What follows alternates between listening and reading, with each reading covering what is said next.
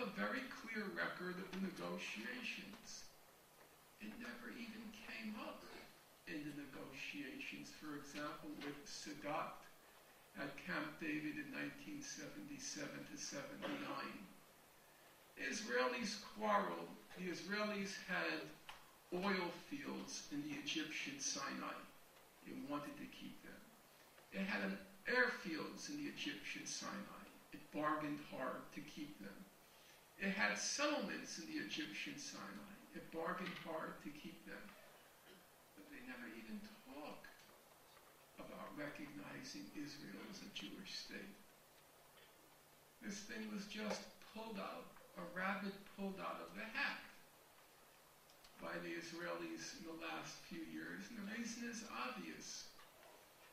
If you lose on all of the permanent status issues, and there's no doubt that you've lost, you change the subject.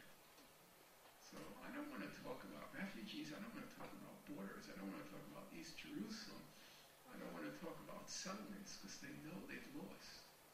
So now they changed the subject.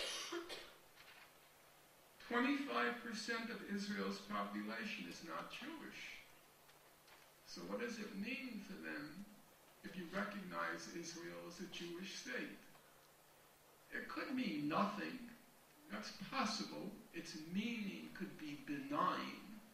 For example, the United Kingdom is officially an Anglican state, but most non-Anglican Brits doesn't mean much to them.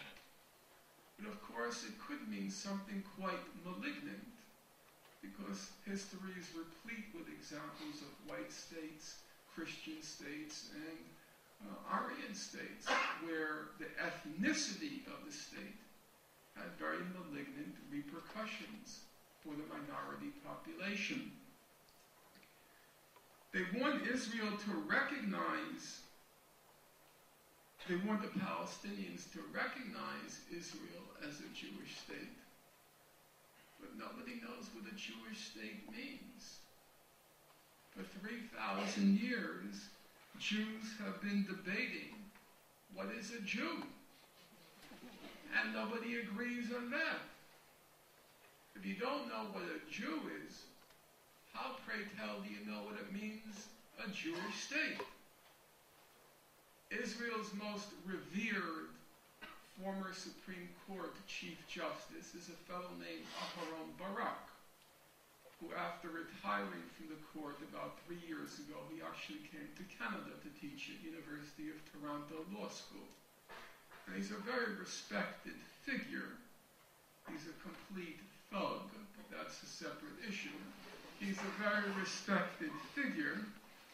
And Mr. Barak, he was once asked, Mr. Barak, you are Israel's most revered Chief Justice in the whole history of Israel. Now, Israel calls itself a Jewish state, and Israel also says it's a democratic state. But a democratic state means a state of all of its citizens, including the 25% who are not Jewish. So, Mr. Barak, how do you reconcile calling Israel a Jewish state and a democratic state? And here, unusually for him, he was quite honest. He said, we still have not worked out properly the interrelationship between the Jewishness of the state and the fact that it is a state of all of its citizens. So if Israel's most revered former Chief Justice doesn't even know what it means to call Israel a Jewish state, how can we Palestinians be called upon to recognize it as a Jewish state? That just doesn't make sense. Let me turn now to the main objection on the side of those who are supporters of the Palestinians. And the argument is pretty commonplace and straightforward, not complicated. The argument is there are 500,000 Jewish settlers living in the West Bank and East Jerusalem. 500,000. And whatever you might think in theory about two states and its desirability in theory, de facto, it's too late. There are these sprawling Jewish settlements in the West Bank. They can't be uprooted. They can't be extirpated. One state is a done deal. There's no way to turn back the wheel of history.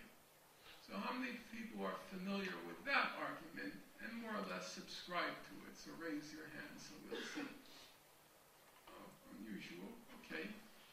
Well, let me then just quickly go through the problem with that kind of argument. Not so much the problem as I think the erroneous assumptions. First of all, it's widely misunderstood the settlements themselves in the West Bank, physically what's called the built-up areas. They only occupy about 1% of the West Bank. So, would you mind raising your hand? So let's call, yes, we'll call you Settlement A. And could you raise your hand? Settlement B. And the person in the back in the lavender t-shirt, raise your hand. Yeah. Raise your hand. So we'll call you Settlement C. So raise your hands. If you see these three people, or three settlements in this case, they occupy really only about 1% of the room. But Israel says it doesn't just want the three settlements. It wants the settlement block, B-L-O-C. And the settlement block is, you connect settlement 1 to settlement 2, and you connect those two with settlement C, and as you can see, when you want the block, well then, you have half the West Bank. And the settlements now consume about 44% of the West Bank. But as settlement blocks, well, what do you do? During the negotiations between the Palestinians and the Israelis, now I'm not going to make any brief for that Palestinian so-called leadership, which in my opinion is a wretched band of crooks and thugs. But one has to give credit where credit is due. They wanted to solve the conflict, no question in my mind about that. And they wanted to figure out how you can solve it given this problem of the settlements. And they said, look, if we give you the settlement blocks, there's no West Bank left. Let's be honest. You have one block in the north which cuts the northern sector of the West Bank in half. That block also confiscates our critical water resources. You have one block in the middle, it's called Ma'ale Adumim. It stretches from one end of the West Bank to the other. It cuts our country in half. And then it separates East Jerusalem, which you want to keep, from the rest of the West Bank. Well, how could we have a country that way? East was called Metropolitan Jerusalem. It stretches from Jerusalem to Ramallah in the north, to Bethlehem in the south. This little triangle, it accounts for 30 to 40% of the Palestinian economy, that little area. So they said, we can't do this. You want us to give you not settlement blocks, you want us to give you the country. It won't work. But they said, we want to be reasonable. So we're going to present you a map. And the map, it's okay, we can let it go. If you want to try? Okay.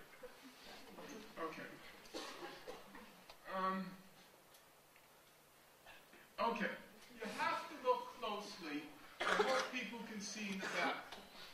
If you look on the border between Israel and the West Bank, if you look at the border, you'll see these dark yellow areas. They're tiny slivers.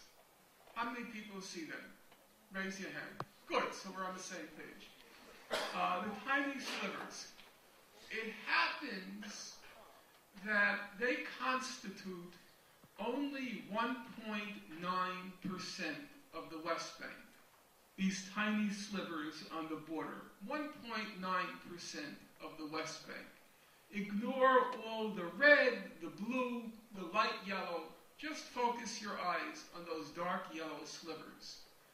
But it also happens that those 1.9% areas, they also house 63% of the settlers. 302,000 of the 500,000 settlers live in those tiny slivers of territory, 1.9% of the West Bank. So the Palestinians said, look, all the settlements are illegal under international law. All of them. Every settler is illegally residing in occupied Palestinian territory. But we want to end the conflict. We want to end the conflict. We want to end the conflict with a country for ourselves and not a garbage bin, but we want to end the conflict. So they said, we'll do a land swap. We'll give you 1.9% of the West Bank, and then we'll take 1.9% of Israeli territory, some of it near Gaza, because Gaza is very densely populated. It's among the most densely populated areas in the world. We'll give you 1.9% of the West Bank, and you can keep, and we'll take 1.9% of Israel. We'll have a land swap, and you can keep 63% of your settlers. That seemed to me a very reasonable proposal.